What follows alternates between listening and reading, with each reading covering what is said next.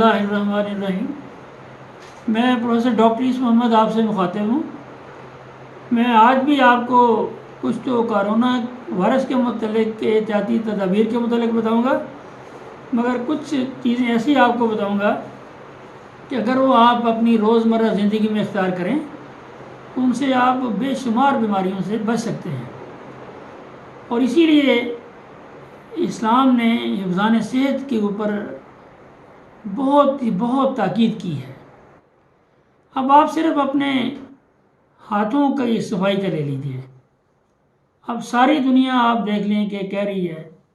کہ بار بار اپنے ہاتھ جو ہے وہ صابن سے دھوئیں اور 20 سیکنڈ تک دھوتے رہیں۔ جب بھی باہر سے آئیں یا کسی اور چیز کو ایسی مشتبہ چیز کو ہاتھ لگا لیں تو پھر آپ ہاتھ صاف کریں۔ تو اب آپ دیکھیں کہ ہمارے مذہب میں تو یہ بالکل واضح طور پر چیز ہے کہ آپ نے کھانے کو اس وقت تک ہاتھ نہیں لگانا جب تک آپ نے ہاتھ اپنے دھوئے نہ ہوں۔ تو اب میں آپ کو بطور ڈاکٹر یہ بتانا چاہتا ہوں کہ کرونا کے متعلق تو چلو آپ کو یہ چیزیں پتہ چل گئی ہیں، مگر میں آپ کو بتاؤں کہ اگر آپ اپنے ہاتھ نہیں دھوئیں گے اور ان میں آلودگی ہوگی تو آپ جب کھانا کھائیں گے تو اس صرف ہاتھ نہ دھونے کی وجہ سے صابن سے آپ گیسٹرنٹرائٹس جو ہر سال وبا کی صورت میں پھیلتا ہے گرمیوں میں، ہیضہ، اس کے علاوہ امیبک ڈائسینٹری ہے، بیسیلری ڈائسینٹری ہے، ٹائیفائڈ ہے، ہیپیٹائٹس اے اور ہیپیٹائٹس ای ہے، یہ اور جو بچوں میں اور بعض بڑوں میں بھی جو پیٹ میں کیڑے ہوتے ہیں، ملاب جس کو کہتے ہیں یا انٹسٹائنل پیراسائٹس کہتے ہیں، وہ بھی اسی طریقے سے منہ کے راستے داخل ہوتے ہیں۔ تو اگر یہ آپ خود سوچ لیں کہ اگر آپ صرف اپنے ہاتھ ہر کھانا کھانے سے پہلے دھوئیں، اور یہ ضروری نہیں کہ وہ کوئی لکس ہو یا کوئی اور قیمتی صابن ہو، یہ بے شک دیسی صابن ہو، کوئی صابنوں سے آپ نے ہاتھ جو ہے نا وہ دھونے ہیں اور اس کے بعد آپ نے کھانے کو ہاتھ لگانا ہے۔ اس کے علاوہ ایک امپورٹنٹ بات اور یہ بھی ہے کہ جب آپ نے صابن سے ہاتھ دھو لیے تو پھر تولیے سے ہاتھ صاف نہ کریں، کیونکہ اگر بہت سارے لوگ ایک ہی تولیہ استعمال کر رہے ہوں گے تو ہو سکتا ہے کہ وہ تولیہ بھی جراثیم آلود ہو چکا ہو، تو صابن سے ہاتھ دھونے کا جو فائدہ ہے وہ ضائع ہو جائے گا۔ اب دیکھیے کہ یہ چیزیں ایسی ہیں کہ جن سے ہم بچ سکتے ہیں۔ 95% جو انفیکشنز ہیں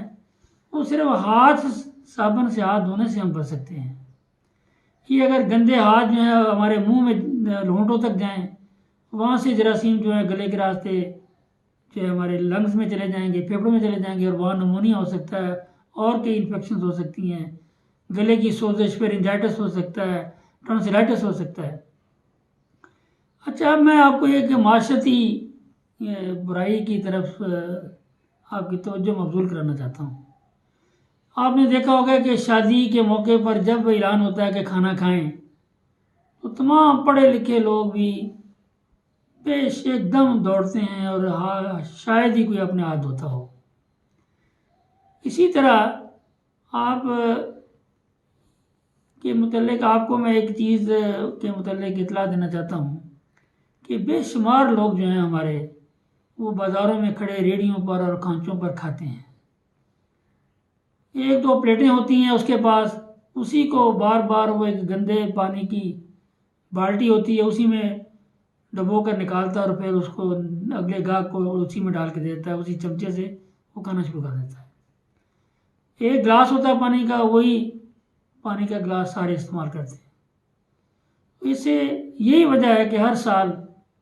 گرمیوں میں ہمارے جو ہے گیسٹرنٹرائٹس ہے، ڈائسینٹریز ہیں،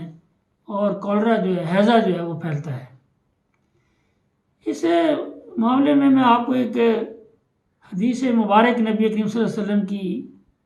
بیان کرنا چاہتا ہوں آپ کو۔ وہ اس حدیث میں ہے کہ اگر آپ کسی شخص کو برسر عام کھاتا دیکھیں تو اس کی عدالت میں گواہی قبول نہ کریں۔ اس کا نبی کریم صلی اللہ علیہ وسلم کا منشا یہ تھا کہ جو لوگ اس طرح کھاتے ہیں وہ بڑے ہلکے اور تہذیب کے معاملے میں بڑے پیچھے ہوتے ہیں، تو وہ کسی وقت بھی کوئی نہ کوئی غیر ذمہ وارانہ بات کہہ سکتے ہیں اور حرت میں بھی کہہ سکتے ہیں۔ تو اسی لیے انہوں نے فرمایا ہے کہ یہ چیز بہت جو ہے نا معیوب ہے کہ اگر آپ برسر بازار اس طرح کھانا شروع کر دیں۔ تو میں اس بات چیت کے ذریعے آپ کو یہ باور کرانا چاہتا تھا کہ صرف ہاتھ دھونے سے آپ بے شمار بیماریوں سے بچ سکتے ہیں، اور میں آپ سے درخواست کرتا ہوں کہ نہ صرف یہ جب کرونا اللہ تعالیٰ کے فضل سے ختم ہو جائے گا، آپ نے یہ عادت اپنی چھوڑنی نہیں ہے، کیونکہ آپ کو یہ ہمیشہ کے لیے 95% انفیکشن ڈیزیز سے آپ کو محفوظ رکھے گی، یہی صرف سمپل یہ عادت۔ تو میں انہی الفاظ کے ساتھ آپ سے اجازت لیتا ہوں اور اللہ تعالیٰ سے دعا کرتا ہوں کہ آپ کو اپنی حفظ و ایمان میں رکھے۔ شکریہ۔